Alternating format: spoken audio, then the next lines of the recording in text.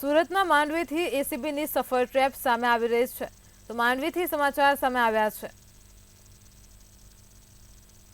સુરતના માંડવીમાં એસીબીની સફળ ટ્રેપનો મામલો સામે આવી રહ્યો છે.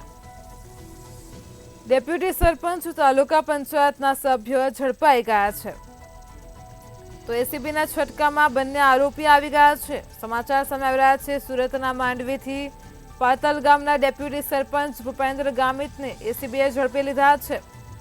તો સાથે જ સાલૈયા બેઠક તાલુકા પંચાયતના સભ્ય શંકર ચૌધરીને પણ ઝડપી લીધા છે. તો સુરતના માંડવીથી એસીબીની સફળ ટ્રેપનો મામલો સામે આવી રહ્યો છે.